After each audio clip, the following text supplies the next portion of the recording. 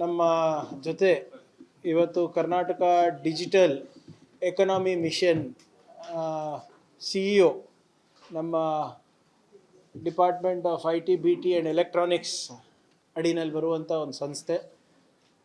ನಮ್ಮ ಸಂಜೀವ್ ಗುಪ್ತಾ ಅಂತ ಅವರ ಹೆಸರು. ನಮ್ಮ ಕಲಬುರಗಿಗೆ ನಾವು ಕಳೆದ ಬಾರಿ ಹೇಳಿದಂತೆ ಒಂದು ನೀಲಿ ನಕ್ಷೆಯನ್ನು ನಾವು ಹಾಕಿದ್ದೀವಿ. ಎಸ್ಪೆಷಲಿ ನಮ್ಮ ಭಾಗ ಮತ್ತು ವಿಶೇಷವಾಗಿ ಕಲಬುರಗಿನಲ್ಲಿ ಯಾವ ರೀತಿ ನಾವು ನಮ್ಮ ಆರ್ಥಿಕ ಚಟುವಟಿಕೆಗಳನ್ನು ಹೆಚ್ಚು ಮಾಡ್ಬೋದು, ಉದ್ಯಮಶೀಲತೆ ಹೇಗೆ ಹೆಚ್ಚು ಮಾಡ್ಬೋದು, ನವೋದ್ಯಮಗಳನ್ನು ನಾವು ಹೇಗೆ ಹೆಚ್ಚು ಮಾಡ್ಬೋದು, ಇಂಡಸ್ಟ್ರಿ ಇನ್ವೆಸ್ಟ್ಮೆಂಟನ್ನು ಹೇಗೆ ಹೆಚ್ಚು ಮಾಡ್ಬೋದು ಅಂದ್ಬಿಟ್ಟು ಒಂದು ನೀಲಿ ನಕ್ಷೆಯನ್ನು ಹಾಕಿದ್ದೀವಿ ಅಂತ ನಾವು ಹೇಳಿದ್ದೆ. ಅದೇ ರೀತಿಯಲ್ಲಿ ಹಿಂದಿನ ಆಯವ್ಯಯ ಘೋಷಣೆಯಲ್ಲೂ ಕೂಡ ನಮ್ಮ ಭಾಗದಲ್ಲಿ ಒಂದು ಆಗ್ರಿಟೆಕ್ ಎಕ್ಸಿಲರೇಟರು, ಮಲ್ಟಿ ಡಿಸಿಪ್ಲಿನ್ ಸ್ಕಿಲ್ ಸೆಂಟರು ಮತ್ತು ನವೋದ್ಯಮಗಳಿಗೆ ಕೋವರ್ಕಿಂಗ್ ಸ್ಪೇಸು ಅಥವಾ ಇನ್ಕ್ಯುಬೇಟರ್ ಆಕ್ಸಿಲರೇಟರ್ಸು ಮಾಡಬೇಕಂತ ಕೂಡ ಘೋಷಣೆ ಮಾಡಿದ್ವಿ. ಆ ನಿಟ್ಟಿನಲ್ಲಿ ಕಳೆದ ಕ್ಯಾಬಿನೆಟ್ ಒಂದು 15 ದಿನ ಹಿಂದೆ ನಡೆದಂಥ ಕ್ಯಾಬಿನೆಟ್ನಲ್ಲಿ ಎಲ್ಲನೂ ಕೂಡ ಅಪ್ರೂವಲ್ ಆಗಿದೆ. ಒಂದು ಕಡೆ ಡಿಪಾರ್ಟ್ಮೆಂಟ್ ಆಫ್ IT BTಯಿಂದ ಈ ಕೆಲಸಗಳು ಹಮ್ಮಿಕೊಂಡಿದ್ರೆ, ಮತ್ತೊಂದು ಕಡೆ ವಿಶೇಷವಾಗಿ ನಮ್ಮ ಈ ತೊಗರಿ ಖನಿಜ ಅಂತ ನಾವೇನು ಹೇಳ್ತೀವಿ, ಇಲ್ಲಿ ನಾವು ಕೃಷಿಗೆ ಹೇಗೆ ನಾವು ಹೆಚ್ಚು ಉತ್ತೇಜನ ಕೊಡ್ಬೋದು ಮತ್ತು ನಮ್ಮ ಭಾಗದಲ್ಲಿರುವಂಥ ನವೋದ್ಯಮಗಳಿಗೆ ಯಾವ ರೀತಿ ಉತ್ತೇಜನಗಳನ್ನು ಕೊಡ್ಬೋದು ಅಂತ ಕೂಡ ಒಂದು ಇನ್ಕ್ಯುಬೇಷನ್ ಮಾಡ್ತಾಯಿದ್ದೀವಿ. ಅದನ್ನು ಆ ಜವಾಬ್ದಾರಿಯನ್ನು ಸರ್ಕಾರ ಮತ್ತು ಇಲಾಖೆ ಕೃಷಿ ಕಲ್ಪ ಅಂತ ಒಂದು ಸೆಕ್ಷನ್ 8 ಕಂಪನಿಗೆ, ನಾಟ್ ಫಾರ್ ಪ್ರಾಫಿಟ್ ಕಂಪನಿಗೆ ವಹಿಸಿದ್ದೇವೆ. ಒಂದು ಮಾನದಂಡಗಳ ಪ್ರಕಾರ ಅದರ CEO ಅವರು ನಮ್ಮ CM ಪಾಟೀಲ್ ಅಂತ. CM ಪಾಟೀಲ್ ಅವರು ಮುಂಚೆ ಹುಬ್ಳಿನಲ್ಲಿ ನಿಮ್ಮ ದೇಶಪಾಂಡೆ ಫೌಂಡೇಶನ್ನಲ್ಲಿ ಕೆಲಸ ಮಾಡಿದವರು. ಇವತ್ತೇನು ನೀವು ಹುಬ್ಳಿಯಿಂದ ಹೊರಗೆ ಬಂದ ತಕ್ಷಣ ಇನ್ಫೋಸಿಸ್ ಪಕ್ಕ ಇನ್ನೊಂದು ದೊಡ್ಡ ಬಿಲ್ಡಿಂಗ್ಗಳು ಕಾಣ್ತೀರಾ, ಅದು ದೇಶಪಾಂಡೆ ಫೌಂಡೇಶನ್ ಅಲ್ಲಿ ಮುಖಾಂತರ ಕಟ್ಸಿರೋದಂಥದ್ದು. ಅಲ್ಲಿ ನವೋದ್ಯಮ ಇವತ್ತು ಹುಬ್ಳಿ, ಬೆಳಗಾವಿ, ಧಾರವಾಡನಲ್ಲಿ ಇಷ್ಟು ದೊಡ್ಡ ಪ್ರಮಾಣದಲ್ಲಿ ನವೋದ್ಯಮಗಳು ಬೆಳೀತಾ ಇವೆ ಅಂದರೆ ಬಹುಶಃ ದೇಶಪಾಂಡೆ ಫೌಂಡೇಶನ್ ಭಾಳ ದೊಡ್ಡ ಕೊಡುಗೆ ಇದೆ. ಅದರಲ್ಲಿ ಭಾಳ ಪ್ರಮುಖವಾದಂಥ ಪಾತ್ರ CM ಪಾಟೀಲ್ ಅವ್ರದ್ದು ಕೂಡ ಇದೆ. ಅಲ್ಲಿ 8 ವರ್ಷ ಇದ್ರೆ 7 ವರ್ಷ ಅವರು CEO ಆಗಲಿ ಕೆಲಸ ಮಾಡಿದರು. ಅದಾದಮೇಲೆ ಮತ್ತೆ ಖಾಸಗಿ ವಲಯಕ್ಕೆ ಬಂದು ಅವ್ರದ್ದಾದಂಥ ಒಂದು ಸಂಕಲ್ಪ ಇತ್ತು. ಇಲ್ಲಿ ಏನು ನಮ್ಮ ಕೃಷಿಕರಿಗೆ ಅವರ ಬೆಳೆಗೆ, ಅವರ ಉತ್ಪಾದನೆಗೆ ಸೂಕ್ತವಾದಂಥ ಬೆಲೆ ಕೊಡಿಸ್ಬೇಕು ಅಂದ್ಬಿಟ್ಟು ಕೃಷಿ ಕಲ್ಪ ಅಂತ ಆಕ್ಸೆಲ್ ಪಾರ್ಟ್ನರ್ಸ್ ಅವ್ರ ಜೊತೆ ಪ್ರಾರಂಭ ಮಾಡಿದ್ರು. Accel partners is the world's biggest venture capital fund. ಆಮೇಲೆ Accel India is also India's biggest largest fund. ಈಗ ನಿಮ್ಮ ಸ್ವಿಗ್ಗಿ ಇರ್ಬೋದು, ಝೊಮ್ಯಾಟೊ ಇರ್ಬೋದು, ನೀವು ಓಲಾ ಇರ್ಬೋದು, ಎಲ್ಲ ಕಂಪನಿಗಳಲ್ಲೂ ಮೊದಲೇ ಏನು ಇನ್ವೆಸ್ಟ್ಮೆಂಟ್ ಮಾಡೋದು ಈ ಆಕ್ಸೆಲ್ ಇಂಡಿಯಾ ಅವರು. ಸೊ ಅವ್ರ ಹತ್ರ ಮಾತಾಡ್ಕೊಂಡು CM ಪಾಟೀಲ್ ಅವರಿಗೆ ನಮ್ಮ ಕಲಬುರ್ಗಿ ಕಳಿಸಿ, ಸ್ವಲ್ಪ ಬೆಂಗಳೂರಿನಲ್ಲೇ ಭಾಳ ದಿನ ಆಯಿತು ಅವರು ಅಂದ್ಬಿಟ್ಟು ಕಷ್ಟಪಟ್ಟು 2 ವರ್ಷದಿಂದನ 2-3 ವರ್ಷದಿಂದ ಅವರಿಗೆ ವಿರೋಧ ಪಕ್ಷದಲ್ಲಿದ್ದಾಗೂ ನಿಮಗೆ ನಾವು ಬಲೆ ಹಾಕಿದ್ವಿ. ಸೊ ಕಲಬುರ್ಗಿಗೆ ಬನ್ನಿ ಅಂತ ಹೇಳಿದಾಗ ಈಗ 2.5-3 ವರ್ಷ ಆದಮೇಲೆ ಏನೋ ನಿಮ್ಮದೆಲ್ಲರ ಆಶೀರ್ವಾದದಿಂದ ಇವತ್ತು ಕೃಷಿ ಕಲ್ಪ ಮತ್ತು ನಮ್ಮ ಇಲಾಖೆ ಜಂಟಿಯಾಗಿ ಇಲ್ಲಿ ಒಂದು ಇನ್ಕ್ಯುಬೇಷನ್ ಸೆಂಟರು, ಆಕ್ಸಿಲರೇಟರ್ ಅನ್ನು ನಾವು ಮಾಡ್ತಾಯಿದ್ವಿ. ಸೊ ಈ ನಮ್ಮ ಕಲಬುರಗಿ ಜಿಲ್ಲೆಯಲ್ಲಿ ಮತ್ತು ಕಲ್ಯಾಣ ಕರ್ನಾಟಕದಲ್ಲಿ ಯಾವ ರೀತಿ ನಾವು ಹಬ್ ಆ್ಯಂಡ್ ಸ್ಪೋಕ್ ಮಾಡೆಲ್ನಲ್ಲಿ ನಾವು ಕೆಲಸ ಮಾಡ್ಬೋದು ಅಂದ್ಬಿಟ್ಟು ಇಬ್ಬರು ತಮಗೆ ವಿವರಣೆಯನ್ನು ನೀಡ್ತಾರೆ. ಇದು ಭಾಳ ಪ್ರಮುಖವಾದಂಥ ವಿಚಾರ. ಬಹುಶಃ ನಮ್ಮ ಕಲ್ಯಾಣ ಕರ್ನಾಟಕದಲ್ಲಿ ಇದು ಮೊದಲನೇ ಬಾರಿಗೆ ಇಷ್ಟು ದೊಡ್ಡ ಪ್ರಮಾಣದಲ್ಲಿ ಆಗ್ತಾಯಿತ್ತು. ಹಿಂದೆ ನಾನು IT BT ಸಚಿವನಿದ್ದಾಗ 2017ರಲ್ಲಿ ಎಲಿವೇಟ್ ಗ್ರ್ಯಾಂಟ್ ಅಂತ ನಾವು ಮಾಡಿದ್ವಿ. ನವೋದ್ಯಮಗಳಿಗೆ ಗ್ರ್ಯಾಂಟ್ ಕೊಡೋದು 50 ಲಕ್ಷ ಗ್ರ್ಯಾಂಟ್. ಆವಾಗ ಎಲಿವೇಟ್ ಕಲ್ಯಾಣ ಕರ್ನಾಟಕ ಕೂಡ ನಾವು ಮಾಡಿದ್ವಿ. ನಮ್ಮ ಭಾಗದ ಜನರಿಗೆ ಸಮಾನವಾದಂಥ ಅವಕಾಶ ಸಿಗಬೇಕು ಅಂದ್ಬಿಟ್ಟು. ನಿಮಗೆ ಆಶ್ಚರ್ಯ ಆಗ್ಬೋದು, ಈ ಬಾರಿ ಈ ಎಲಿವೇಟ್ ಪ್ರೋಗ್ರಾಮ್ನಲ್ಲಿ 1700 ನವೋದ್ಯಮಗಳು ಭಾಗಿಯಾಗಿದ್ದರು ಬರೀ 20 ದಿನದಲ್ಲಿ. ಅದರಲ್ಲಿ 450ಕ್ಕಿಂತ ಹೆಚ್ಚು ನವೋದ್ಯಮಗಳು ಬೆಂಗಳೂರಿಂದ ಹೊರತುಪಡಿಸಿ, ಅದರಲ್ಲೂ ನಮ್ಮ ಕಲ್ಯಾಣ ಕರ್ನಾಟಕದಲ್ಲಿ ಸುಮಾರು 100 ನವೋದ್ಯಮಗಳು ಇರ್ಬೋದು. ಈ ಸರಿನೂ ಬೆಂಗಳೂರು ಟೆಕ್ ಸಮಿಟ್ನಲ್ಲಿ ಭಾಳಷ್ಟು ನವೋದ್ಯಮಿಗಳು ಅಲ್ಲಿ ನನಗೆ ಬಂದು ಭೇಟಿಯಾದರು.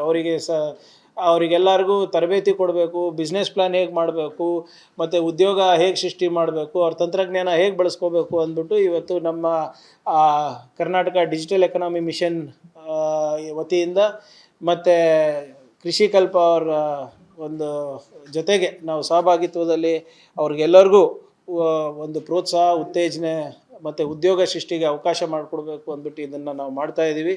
ನಮ್ಮ ಜೊತೆ ಇವತ್ತು Karnataka digital economy mission CEO, ನಮ್ಮ department of IT, BT and electronics ಅಡಿನಲ್ಲಿ ಬರುವಂಥ ಒಂದು ಸಂಸ್ಥೆ, ನಮ್ಮ ಸಂಜೀವ್ ಗುಪ್ತಾ ಅಂತ ಅವರ ಹೆಸರು.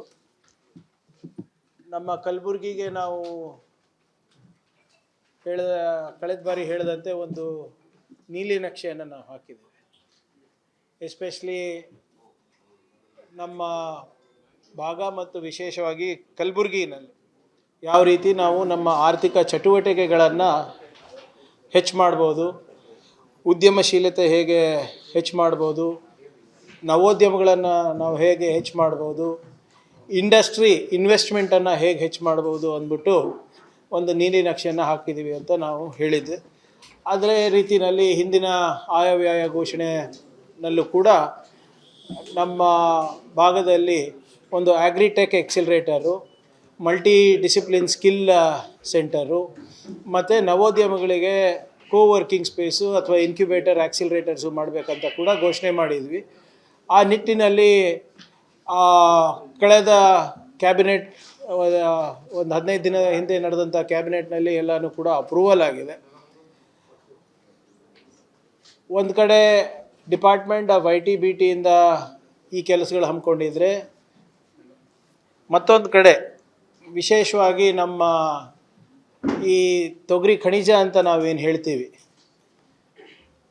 ಇಲ್ಲಿ ನಾವು ಕೃಷಿಗೆ ಹೇಗೆ ನಾವು ಹೆಚ್ಚು ಉತ್ತೇಜನ ಕೊಡ್ಬೋದು ಮತ್ತು ನಮ್ಮ ಭಾಗದಲ್ಲಿರುವಂಥ ನವೋದ್ಯಮಗಳಿಗೆ ಯಾವ ರೀತಿ ಉತ್ತೇಜನಗಳನ್ನು ಕೊಡ್ಬೋದು ಅಂತ ಕೂಡ ಒಂದು ಇನ್ಕ್ಯುಬೇಷನ್ ಮಾಡ್ತಾಯಿದ್ದೀವಿ.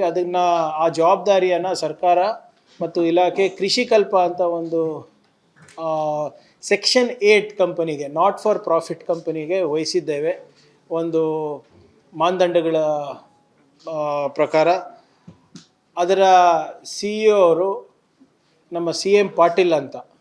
CM ಪಾಟೀಲ್ ಅವರು ಮುಂಚೆ ಹುಬ್ಳಿನಲ್ಲಿ ನಿಮ್ಮ ದೇಶಪಾಂಡೆ ಫೌಂಡೇಶನ್ನಲ್ಲಿ ಕೆಲಸ ಮಾಡಿದವರು. ಇವತ್ತೇನು ನೀವು ಹುಬ್ಳಿಯಿಂದ ಹೊರಗೆ ಬಂದ ತಕ್ಷಣ ಇನ್ಫೋಸಿಸ್ ಪಕ್ಕ ಇನ್ನೊಂದು ದೊಡ್ಡ ಬಿಲ್ಡಿಂಗ್ಗಳು ಕಾಣ್ತೀರಾ, ಅದು ದೇಶಪಾಂಡೆ ಫೌಂಡೇಶನ್ ಅಲ್ಲಿ ಮುಖಾಂತರ ಕಟ್ಸಿರೋದಂಥದ್ದು. ಅಲ್ಲಿ ನವೋದ್ಯಮ ಇವತ್ತು ಹುಬ್ಳಿ, ಬೆಳಗಾವಿ, ಧಾರವಾಡನಲ್ಲಿ ಇಷ್ಟು ದೊಡ್ಡ ಪ್ರಮಾಣದಲ್ಲಿ ನವೋದ್ಯಮಗಳು ಬೆಳೀತಾ ಇವೆ ಅಂದರೆ ಬಹುಶಃ ದೇಶಪಾಂಡೆ ಫೌಂಡೇಶನ್ ಭಾಳ ದೊಡ್ಡ ಕೊಡುಗೆ ಇದೆ. ಅದರಲ್ಲಿ ಭಾಳ ಪ್ರಮುಖವಾದಂಥ ಪಾತ್ರ CM ಪಾಟೀಲ್ ಅವ್ರದ್ದು ಕೂಡ ಇದೆ. ಅಲ್ಲಿ 8 ವರ್ಷ ಇದ್ರೆ 7 ವರ್ಷ ಅವರು CEO ಆಗಲಿ ಕೆಲಸ ಮಾಡಿದರು. ಅದಾದಮೇಲೆ ಮತ್ತೆ ಖಾಸಗಿ ವಲಯಕ್ಕೆ ಬಂದು ಅವ್ರದ್ದಾದಂಥ ಒಂದು ಸಂಕಲ್ಪ ಇತ್ತು. ಇಲ್ಲಿ ಏನು ನಮ್ಮ ಕೃಷಿಕರಿಗೆ ಅವರ ಬೆಳೆಗೆ, ಅವರ ಉತ್ಪಾದನೆಗೆ ಸೂಕ್ತವಾದಂಥ ಬೆಲೆ ಕೊಡಿಸ್ಬೇಕು ಅಂದ್ಬಿಟ್ಟು ಕೃಷಿ ಕಲ್ಪ ಅಂತ ಆಕ್ಸೆಲ್ ಪಾರ್ಟ್ನರ್ಸ್ ಅವ್ರ ಜೊತೆ ಪ್ರಾರಂಭ ಮಾಡಿದ್ರು. Accel partners is the world's biggest venture capital fund. ಆಮೇಲೆ Accel India is also India's biggest largest fund. ಈಗ ನಿಮ್ಮ ಸ್ವಿಗ್ಗಿ ಇರ್ಬೋದು, ಝೊಮ್ಯಾಟೊ ಇರ್ಬೋದು, ನೀವು ಓಲಾ ಇರ್ಬೋದು, ಎಲ್ಲ ಕಂಪನಿಗಳಲ್ಲೂ ಮೊದಲೇ ಏನು ಇನ್ವೆಸ್ಟ್ಮೆಂಟ್ ಮಾಡೋದು ಈ ಆಕ್ಸೆಲ್ ಇಂಡಿಯಾ ಅವರು. ಸೊ ಅವ್ರ ಹತ್ರ ಮಾತಾಡ್ಕೊಂಡು CM ಪಾಟೀಲ್ ಅವರಿಗೆ ನಮ್ಮ ಕಲಬುರ್ಗಿ ಕಳಿಸಿ, ಸ್ವಲ್ಪ ಬೆಂಗಳೂರಿನಲ್ಲೇ ಭಾಳ ದಿನ ಆಯಿತು ಅವರು ಅಂದ್ಬಿಟ್ಟು ಕಷ್ಟಪಟ್ಟು 2 ವರ್ಷದಿಂದನ 2-3 ವರ್ಷದಿಂದ ಅವರಿಗೆ ವಿರೋಧ ಪಕ್ಷದಲ್ಲಿದ್ದಾಗೂ ನಿಮಗೆ ನಾವು ಬಲೆ ಹಾಕಿದ್ವಿ.